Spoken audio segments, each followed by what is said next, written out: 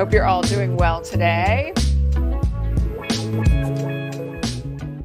Okay, so I'm going to scoot over like always. Good morning. I'm coming to you as always from occupied Tonga land here in Southern California. Today, for our visually challenged viewers, I'm wearing a navy blue kind of shell top. I've got my sort of like cocoa colored sweater over top because it's very chilly here this morning. And my name is Elizabeth Cronise McLaughlin. You know that already. I am wearing today my square hoops. I am a pink-skinned, green-eyed, dirty blonde-haired woman. I'm sitting in my office as always with a big plant and a floor lamp and a cushy chair behind me. Welcome one and all. And my pronouns are she, her. Okay. So we have so much news this morning. I know you guys just like all know this already, but there are days that just feel like chaos. And this one isn't like totally chaos, but there's a lot going on, like a lot. And I just want everybody to kind of be aware that, I don't know, man. I had a moment yesterday where I was like, it feels too slow. And it's not. It's just a different kind of fast was what I realized this morning. So hello, Brittany, France. Hello, North Texas. Hello, Berkeley, California. Hello, Northwestern Tennessee. I am excited to see you all here. Happy 80th birthday, Ron. Glad to see you. Okay, so in any event, let's get started here. I want to talk about what's happening in Fulton County because there have been an enormous number of breaking developments there over the last 24 hours. So you all will remember that yesterday, we talked a bit about the proffer tapes that had come out on Monday night. And these are the tapes that were given by witnesses who were former defendants who flipped against Donald Trump in Fulton County. You will all remember that when they flipped, they were required to give a proffer to the prosecution. That means to provide the prosecution with a statement that was videotaped. It isn't always, but that's how it was done here, of what they could offer the prosecution in testimony in exchange for a lower sentence and a plea agreement. Okay. So we have 4 witnesses who did proffers: Jenna Ellis, Sidney Powell, Ken Chesbrough, and oh my gosh, Scott. What's his last name? Scott Hall. And so they all gave proffer statements on the record and on video. Those statements were leaked to the press, to ABC particularly, sometime on Monday. I want to make it very clear to everyone that it was immediately obvious that it was not Fani Willis who had leaked them, particularly because leaking statements like that can be considered witness tampering. What you're essentially doing is putting that information out into the public domain so that those people are subject to attack or threat or other issues that have of course been plaguing every prosecution and case involving Donald Trump for all time. Okay. And Fani Willis actually made it very well known that it had not been her. And then yesterday she filed for an emergency hearing in front of Judge McAfee to set what is fundamentally previously requested limitations in the form of a protective order on the distribution of any trial evidence and any witness statements. Okay. So she would not have done that if it had come from her. That's the other thing that everybody should just be clear of. She's not filing an emergency motion because somebody on her team did it. Okay. So yesterday there was a lot of noise in the stratosphere about who it was. And there were rumors floating around that it was defendants counsel for Harrison Floyd who had leaked this. Now, Floyd's counsel has since said it wasn't us.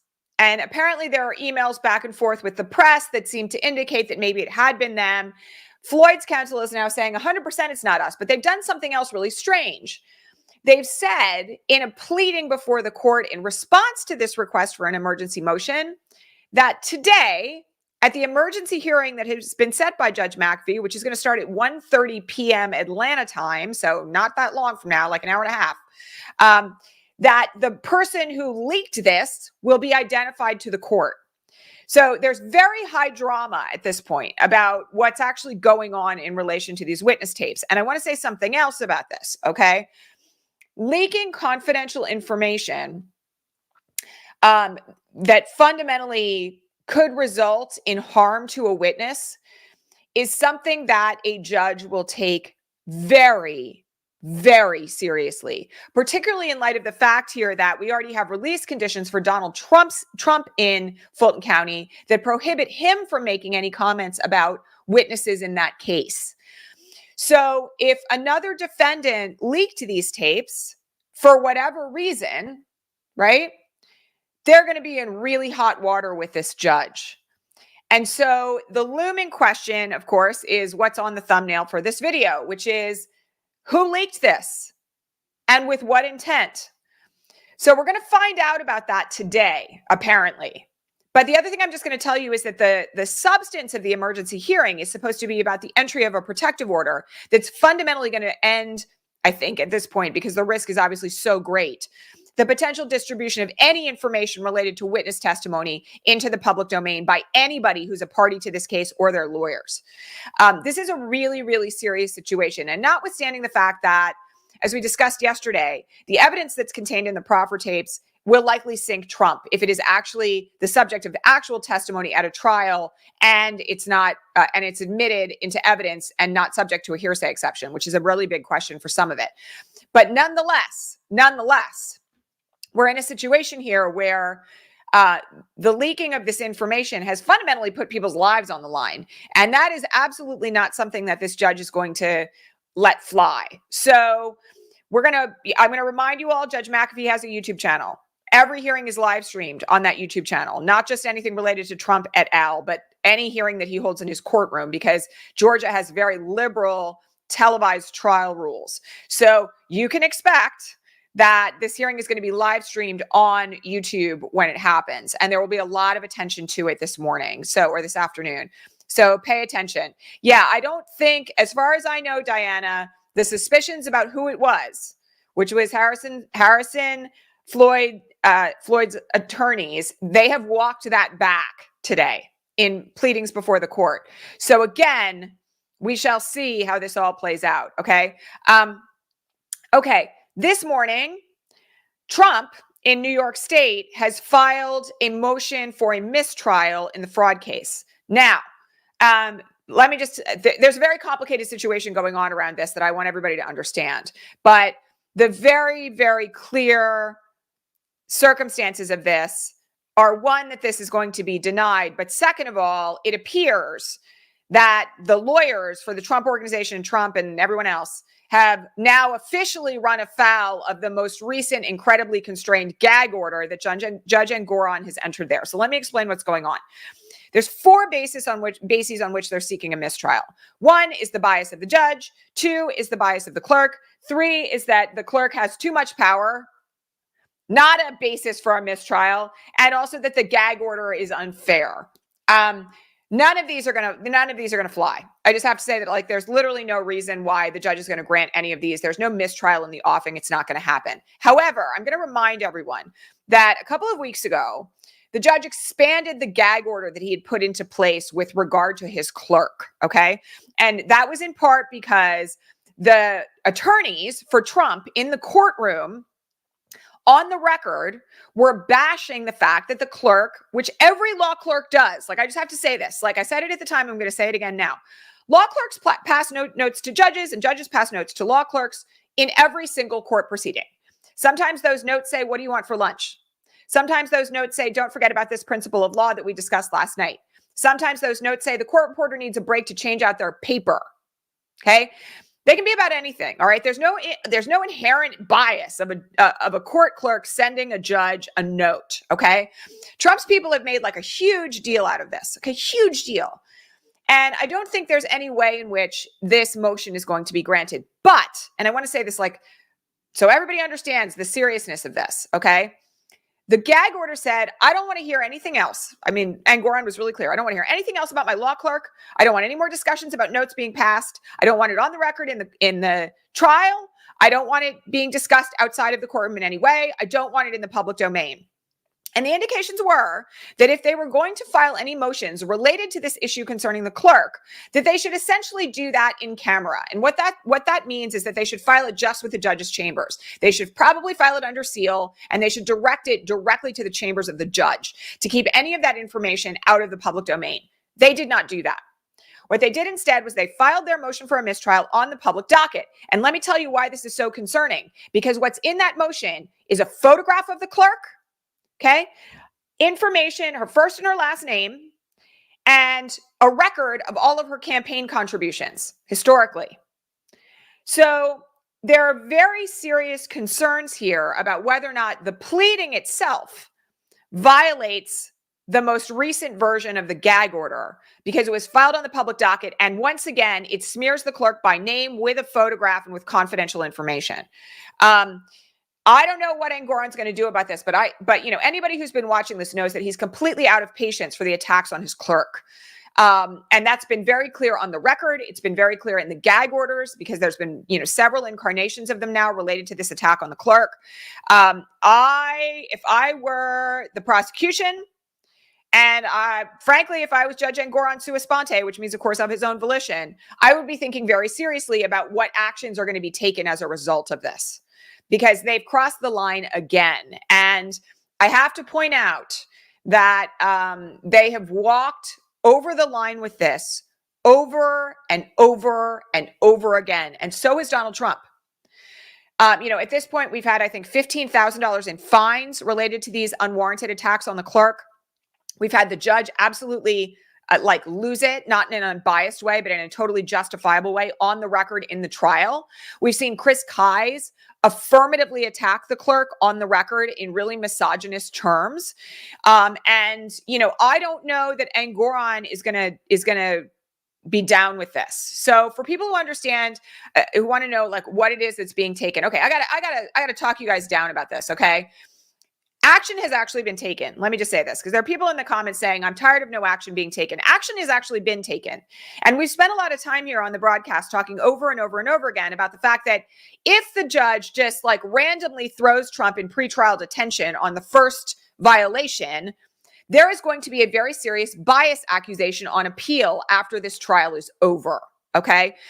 I have talked so much about the fact that what has been happening here with this is the building of a record, so that when Trump is actually fined hundreds of millions of dollars here, that appeal is not, that determination is not going to be overturned on appeal in New York State, because the judge showed a demonstrable indication of bias. Okay.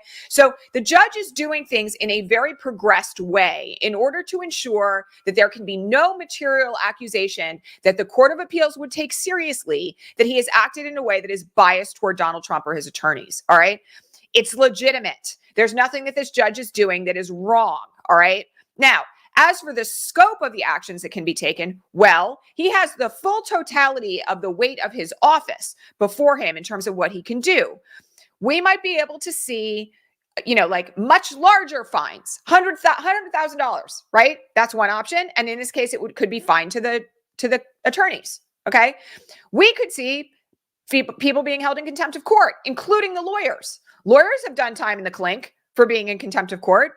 Okay, that's another possibility. We could also see an extension of the gag order in other much broader ways. We could see, now this wasn't Trump that did this, but there are also, you know, it was his lawyers, but there's also the potential of additional liability to Trump as a result. Okay, so, and any combination of these things is also possible. All right, so I want people to understand that the way in which this is going to be handled by Engoron is up for debate. But I also think that, given my awareness of the way in which I've seen judges do this in federal court, it appears to me that the judge is completely out of patience. And I would expect that we're going to see some additional very serious actions taken by Engoron as a result of this. Now, I want to point out the Trump mistrial motion was literally just filed like half an hour ago. We knew it was coming, but it has only recently been filed. So there's going to be quite a significant interest in what comes next here. And I also have to remind everyone that we are still litigating the gag order in DC. And actions like this, right? And actions like the leaking of witness testimony in Fulton County go to, as Jack Smith filed last night, the urgency of the immediate reinstatement of the gag order in DC, okay? While the appeal of that order is pending. And I'm going to point out that, you know, like, outside of what's happening in Engoron's courtroom, Trump attacked Jack Smith and his family yesterday on Truth Social. If the gag order had not been administratively stayed again pending appeal, that would have been another violation of Judge Chutkan's gag order in DC. Okay. So all of these things kind of like merge together. Okay, bye. See you later. You're gone. One of the things that I want people to understand here is that there's not really going to be any way out of this in the long run because all of these things are converging. Okay. And that means that when Jack Smith files in DC concerning the gag order, he's citing violations that have taken place in Fulton County. He's citing violations that have taken place in New York State. When, motions are being filed in front of Judge Engoron, he is free to review how prosecutors and witnesses have been attacked in the other two jurisdictions. The same is true in Fulton County. A point can be made that, yes, witnesses are under threat now in Fulton County because of the leaking of these tapes, but also Donald Trump is out there inciting people to violence against Jack Smith and his family in DC. So all of these things kind of overlap, okay? And I very much want folks to just be thinking about the fact that we have, in essence, a web now of evidence that all links together of the willingness to violate court orders, the willingness to threaten witnesses, the willingness to threaten prosecutors, the fact that somebody has already been arrested for threatening to murder Judge Chutkan, the attacks on the law clerk, right? The attacks against Fani Willis, because we know she's been subject to death threats, as have other personnel inside the Fulton County court. All of this kind of like merges together here, okay? And I have to point out as well, because I've said this before, the stay is an administrative stay pending appeal. It is very normal. Okay, we've talked about this a lot on this broadcast. It's not unusual for an administrative stay of something like this to be put in place for a week or 10 days. This stay is going to be over very soon. The Court of Appeals hearing on this is set for the 23rd of November. Okay, so we're like 8 days out. And honestly, the filing by Jack Smith for an emergency reinstatement may move that needle to like tomorrow. All right. So one of the things, again, that I have to just remind everyone here, all right, all of these things are in place for very good policy reasons, okay? We don't want people to be stopped from talking about things that are relevant in a First Amendment sense, okay? Yes, we have a local court criminal rule in DC that prohibits the discussions of certain things outside of the courtroom that could arguably interfere with the trial. But I also want people to understand, okay, like if we bull right over these principles, because we all want Donald Trump to go to prison, they're going to be bowled right over for every other defendant who has rights. Okay. So for everybody who's like, this is just acts and it's outrageous and this shouldn't be happening. No, I'm sorry, you're wrong. Like, I want every I to be dotted and every T to be crossed, because otherwise we're risking an overturning of convictions, an overturning of enormous money judgments that are going to end Trump's business interests pretty much for good. And we need the judges to do their job and be fair and balanced. And that's what's happening here. Okay. I know people are impatient. I get it. I understand it.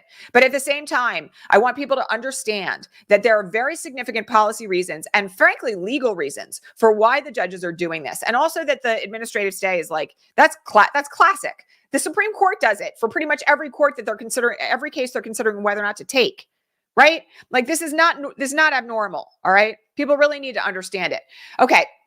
I'm also just going to say something that here, because, this comment, about the appeals being an obvious way to get around gag orders. I happen to disagree with that. Okay. I think that part of what is happening here is, yes, they are testing the boundaries of the First Amendment, but I don't think these appeals are designed to kind of like somehow get like continuous administrative stays. Again, I got to point out, this only works for so long. Okay. And again, a record has to be built until fundamentally it's appeal proof. And, we're kind of approaching the point where it really is. That's the point of Jack Smith's motion from last night. Okay. I'm glad you love this podcast. I'm really happy you're here. Thank you for saying that. Okay. Let's see what else we got going on. So much. All right. People asked a lot of questions about Fani Willis' signaling yesterday that the Georgia case may not be over until early 2025. And everybody went into a panic. Okay, I just have to point out to all of you that I am not panicked. And let me tell you why. All right. First of all, things have moved very rapidly so far in all of these cases as compared to how they normally would work. I think people really don't have a grasp of the fact that the idea that we may go from indictments in the early fall of 2023 to a trial that begins in the spring of 2024 in a RICO case like this is quite a fast timetable. Okay. Even when there have not been motions for a speedy trial filed. Okay. But the second thing I want to point out here is that you know what this is going to mean because it's Fulton County? It means that all of America is going to be glued to their television sets and to Judge McAfee's live stream for the entirety of the primary and general election. And one of the things that that's going to mean is that all of the testimony that is presented in Fulton County about the criminal activity of Donald Trump and his lackeys is going to be on full display for the entirety of the 2024 election season. Okay. And I'm going to remind you all as well. Okay. That we still have a March 4th trial date in Judge Chutkan's courtroom in DC for Trump's loan violations as a single defendant related to January 6th and the fraudulent elector scheme. Okay. That trial will not be televised, but that trial is going to be over by the time I'm just going to call it right now. That trial is going to be over by the time we get to the Republican National Convention in July. The idea that I just have to point this out, that Jack Smith is not prepared to run an extremely tight trial, given that he made an executive decision, a prosecutorial decision to only indict one defendant, so that case could be tried very quickly. The idea that he is not ready to speed this trial to the point where there could be a conviction and incarceration in advance of the general election. I mean, anybody who's claiming that, I think, doesn't know what they're talking about. Okay. And I'm going to remind you, that means there's going to be competing trials in two courtrooms at the same time during the election of the Republican frontrunner. Okay. I want everybody to kind of like consider the fact that actually this might be really good. Because one of the things that it's going to mean is that we have a very fast track case in DC federal court and a longer case involving what is now like, I think 15 remaining co-defendants, including Trump. In Fulton County, that's going to run probably for the better part of a year. All of this happening, like, Chutkan's case is set to start the day before Super Tuesday. Fani Willis doesn't have a trial date yet, but I'm going to tell you right now, I've predicted all along the initial trial date for this is going to be sometime in January of 2024. We'll find out, okay? Think about what that's going to do from a media perspective. Think about what that coverage is going to look like, okay? He's going to be on trial for his life because if he's convicted in either one of these jurisdictions, he's going to die in prison. He's going to be on trial for his life in both a state and a federal courtroom for pretty much the totality of the primary season and into the general. Like, kind of from a political standpoint, I don't know that you could ask for anything better. So, again, I don't want anybody to panic about this. And I'm going to say one other thing here. The fact that Fani Willis made a comment on MSNBC about not considering the election is actually a good thing. Like, this is the other thing that people don't understand. Prosecutors are supposed to not be considering elections, right? They're supposed to be prosecuting every defendant on a standalone basis with no bias, right? They're not supposed to be sitting around and considering whether or not, like, the fact that he's running for president means that he should be tried faster or slower. They're not supposed to be doing that, right? So, like, equal protection under law means like every defendant's supposed to be treated the same. So again, I don't want anyone to kind of like be worried about this. All right. And we have a lot of things to worry about right now. Trump's fascism, his overwhelming statements about rounding people up and putting them in camps, the concern about the way in which like certain people are saying they're going to sit out the election because they think Joe Biden hasn't been hard enough on Israel. Like, we have a lot of things to worry about in 2024. The fact that Donald Trump is going to be on trial for his life in two simultaneous courtrooms, in two simultaneous jurisdictions, one state and one federal, one of which is going to be televised nonstop. Like, I'm not worried about this. I'm not. Okay. And I'm just going to tell you, I stand by my prediction that he's going to be incarcerated by the time we get to November of 2024. We'll see. All right. Okay. Somebody said something, won't Trump be free pending appeal? No. So I have to make something really clear here, okay? If Donald Trump is convicted of a RICO conspiracy in Fulton County and the other multitude of co-counts that he's accused of, and I have to remind everybody, like, this is not small prison time. All right, this is not small prison time. He's not going to be walking around free while that case is on appeal. If he's convicted in federal court for like conspiracy to interfere with the voting rights of every American, which is one of the things that he's accused of, conspiracy to violate civil rights, he's going to go to jail while it's pending appeal. Like, I got to remind everybody, I know like a lot of you think that like, what's happening with Steve Bannon is normal. It's not. He was convicted of, of defying a subpoena, which is actually really small potatoes comparatively. Okay. He's got a 4-month prison sentence looming over him. That's not the situation here. Think about everybody that you've heard of in your life who's been convicted of a felony. You think those people aren't appealing to the appeals courts while they're sitting in prison? Every single one of them is doing that. Okay. It's not normal. You don't like get a free pass to walk around like when you're convicted because you might file an appeal. You go to jail. You go to jail. So, again, I have to remind everyone that I don't think that, there are these sort of irrational spinning outs that happen sometimes on the question feed. And I over on Patreon, which by the way, you should join if you have questions, patreon.com/resistancelive. But I got to point out to people that like the worst case scenarios that are playing out in your mind at 3:00 in the morning when you're awake and, having a trauma response to like everything that we've lived through over the last 7 years, because I have it too. I'm not knocking anybody. All right. The thing you have to remember here is that like a lot of this is not the way that it works. And, that's one of the reasons why we're here. I want you guys to ask me questions about this stuff over on the Patreon feed so that I can clarify it for all of you so that you don't have to be awake at 3 a.m. thinking that like Trump's just going to get off on everything and he's going to be walking around forever. And even if he's convicted, he's never going to go to jail. Like, it doesn't work like that. That's one of the reasons why, like, I'm here, as a 15-year trial lawyer, right? Specialized in white collar issues, right? Telling you the lay of the land. Okay. Like, it's really critically important. Okay. The other thing I just want to point out is somebody was like, if Trump's convicted, he's going to get elected. He's going to pardon himself and he's going to reverse his conviction. He can't do that.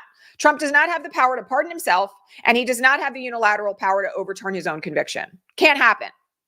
Overturning his own conviction requires the judge or the court of appeals who have heard the case to do that. Okay. He will never be able to overturn his own conviction. The president doesn't have that authority. Now, I have lots of concerns about Trump weaponizing the DOJ and like, pushing people onto the bench and everything that we saw the last time around if he gets elected. All right. But he can't pardon himself and he cannot reverse his own conviction. So that's again, another one of those things that we just like don't need to worry about. Okay. Also, I just have to say to everybody, because there were a number of comments about the pace of the trials. Again, this is moving very rapidly compared to how it normally does. Like, I can't tell you how many people sit in pretrial detention for like years waiting for a trial. That's not what's happening here. Okay. And I know that there's a lot of anxiety and concern and fear and everything else. And people want to like have things move very quickly, but they are actually moving fairly quickly. And, I've said all the time that, we're in a situation here where, there is obviously a public interest in getting it over as quickly as possible, but the courts are, moving quite rapidly. I'm going to remind you all that I had cases that lasted 11 years. 11 years. Like, that's not this. Okay. I also like want to point out, because for the people who are like, if he's a dictator, okay, look, if Trump's a dictator and he's elected and he's in prison, he still can't overturn his own conviction. Like, again, I have to point out that like, you got to be realistic. And this is why we're here. Okay. And I know people are scared and I totally get it. Believe me, I get it. Right. Like, I have family members who are potentially under jeopardy if he gets reelected. I get the panic. Okay. And I probably am, because by the way, he's talking about rounding up political opponents and people who speak out against him. And that was one of my big fears the last time he was president. Like, you've all heard my story about the IRS knocking on my door, like in Brooklyn, after I spoke out publicly about my prior relationship with Ivanka Trump. Okay. And we know now that the IRS was weaponized. It happened to a lot of activists during that window of time. All right. Like, I get it. And also, okay, he's not going to be able to get our judicial system totally under his thumb to the point where if he's sitting in a prison, Judge McAfee, for instance, is going to be like, oh, I'm just going to let you out. Like, That's not realistic. It's not realistic. Okay. It's just not. And the other thing I have to remind you of is that like, not everybody's going to like roll over and play dead if Trump's elected again, which by the way, is not going to happen. I've said it over and over and over again here. Don't get complacent, do the work, get out the vote. But like, he's not going to get reelected. Like, I'm just calling it. Okay. We have averted a government shutdown. However, I want to point out something quite significant here from the perspective of how this vote went down. Mike Johnson made a proposal that everybody who voted McCarthy out did not like. Okay. We talked about this yesterday. The Freedom Caucus didn't like it. And it was Democrats who actually saved this vote, which, by the way, they can claim as a victory. But the interesting thing from a political standpoint now is that lots of people on the far right of the GOP are now mad at Mike Johnson.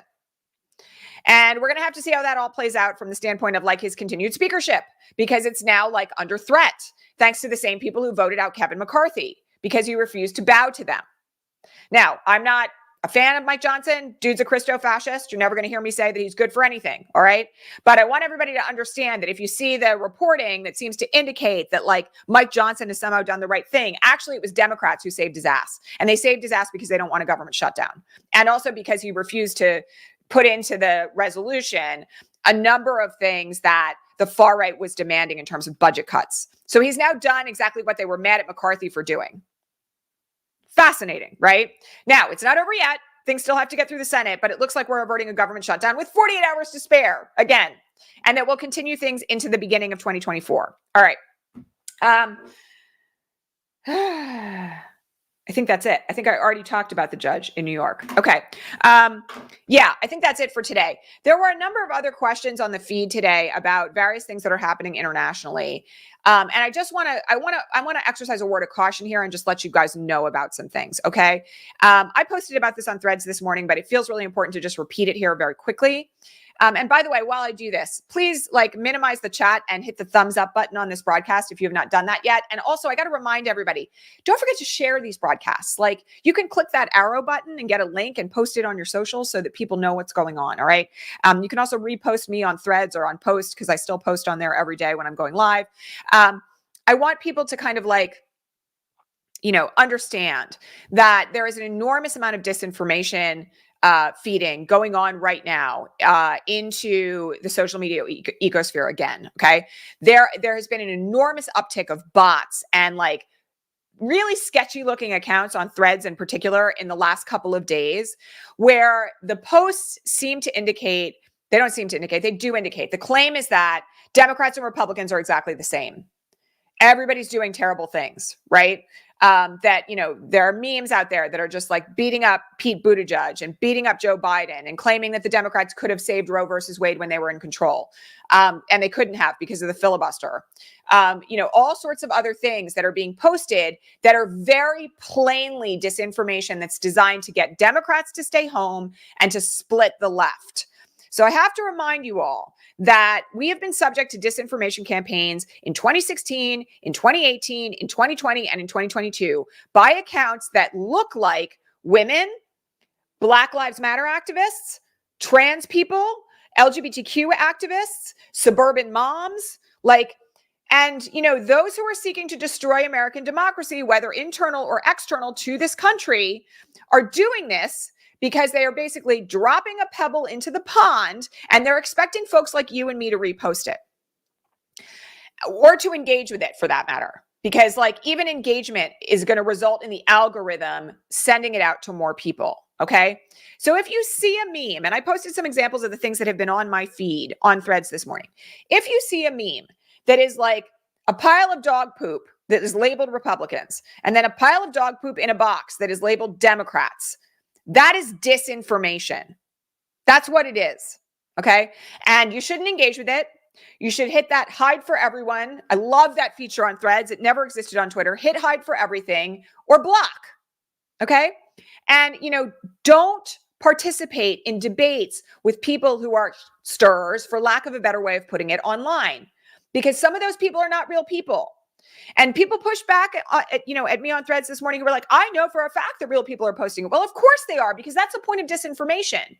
If it circulates and people see it and they're like, that sounds good to me, then they repost it. And that's how elections get tossed. So it's really important that you do not engage. Like, do not engage with this garbage. Not even to say like, not even to be like, I disagree with you, or who do you think you are, or take yourself back to wherever. Like, literally do not engage with it, because all you're doing is triggering the algorithm and it's going to get circulated more. Hide it for everyone or block. Those are your options, okay? And it's on all of us to push back on this disinformation as we head into 2024, because it's going to get worse. And don't be misled. Like, I had people on my profile this morning where I went and looked at it, and there was someone who clearly was not an actual human being when I dug into the posts, right? Also clearly not an American, but who had a trans flag on their profile and was claiming that they were out there advocating for trans folks and the Democrats were screwing over trans folks, okay? People got to get really clear on this. And it's like more important than it ever has been, because the Republicans and the leading frontrunner are talking about rounding up immigrants, political enemies, trans people, anybody they disagree with, the entire Biden family, and putting them in concentration camps or worse, okay? The two parties are not the same. They're not the same. And, you know, like, we can't allow the information that is claiming that, which is designed to divide and destroy Democrats and the left, to be circulating on social media because we've decided we're mad about it. All right. We have a real obligation at this point to do the right thing here and to tell everybody we know to do the right thing. All right. So that's my final comment about this. Okay. And if you know people who are regurgitating it, I'm just going to say it again. You can report them. You can hide it for everyone on your own feed. You can block them.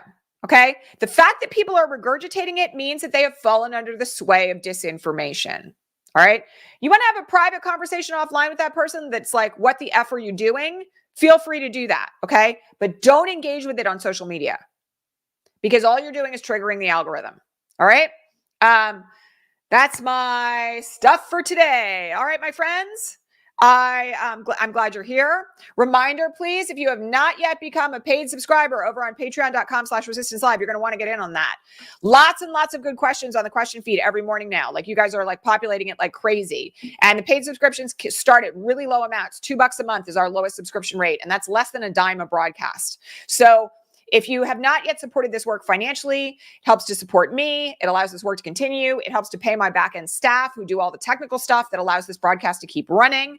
You know, I've said this before, but, you know, this broadcast now takes up about 4 hours of my workday every day. Like, it's not a labor of love all the time. It's a lot of hard work. And if you like what you're getting here and you believe that it's worth something to you, please become a paid subscriber to support it. And also, you get in on our Sunday Progressive Coffee Hour and other perks the higher up you get. All right. I will catch all of you here live tomorrow, assuming that there's not an emergency since. I'm going to be watching the hearing. I think I have a client meeting at 11 o'clock, but I'm going to be watching part of the hearing in Judge McAfee's courtroom, so you can kind of see what's going on with that. And otherwise, I will catch you here tomorrow. All right. Thanks, everybody. Have a great day. Bye.